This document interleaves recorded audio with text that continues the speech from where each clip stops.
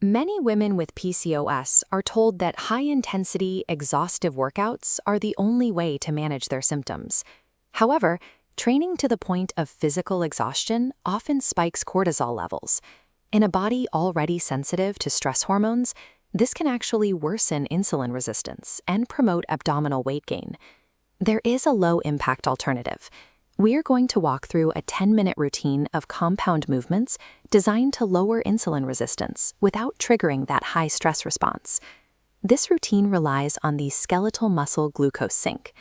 By building muscle mass through resistance exercises, you increase your muscle-to-fat ratio.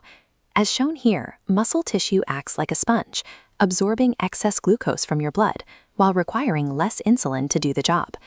To follow along, you will need a sturdy chair, a yoga mat or soft floor, and either a resistance band or light dumbbells.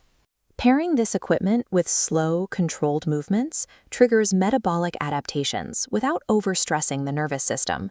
The objective is to provide a specific stimulus that helps your muscles process glucose efficiently through consistent, manageable sessions. We'll start with a 1 to 2 minute warm-up to prep your joints. Begin with gentle arm swings, followed by standing pelvic tilts to mobilize the lower back without significantly raising your heart rate. Our primary movement is the chair-assisted squat. We prioritize this because it engages the body's largest muscle groups, the quads, glutes, and hamstrings, which maximizes the amount of glucose your muscles can clear from the blood. Follow this diagram's alignment. Keep your spine straight, ensuring knees track over toes. Lower yourself to lightly tap the chair before standing. Focus on the glowing muscles, using your legs as brakes. Avoid plopping. The metabolic benefit requires muscle tension during the entire descent.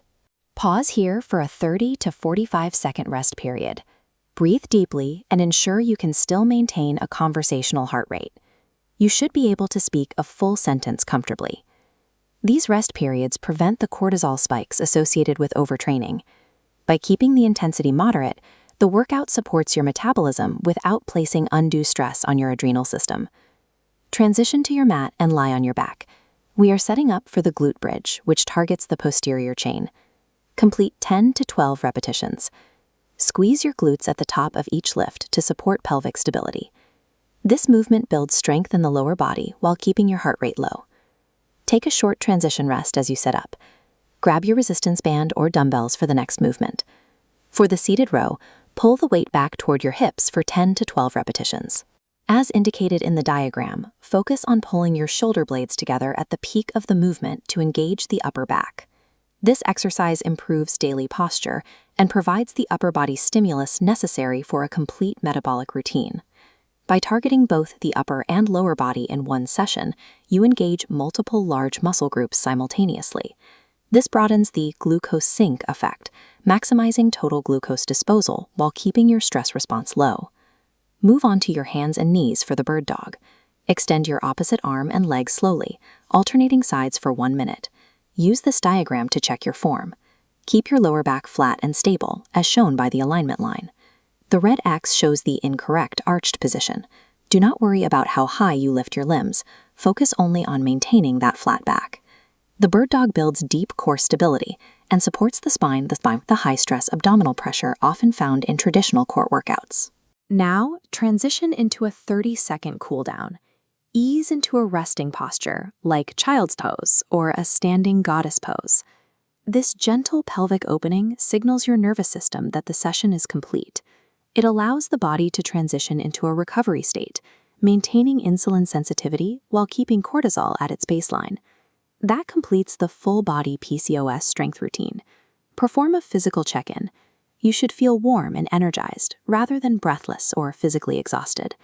This animation illustrates the internal shift occurring after the sequence. With your heart rate stable, stress hormones remain at baseline, allowing your muscles to prioritize drawing in excess blood sugar and restoring cellular balance.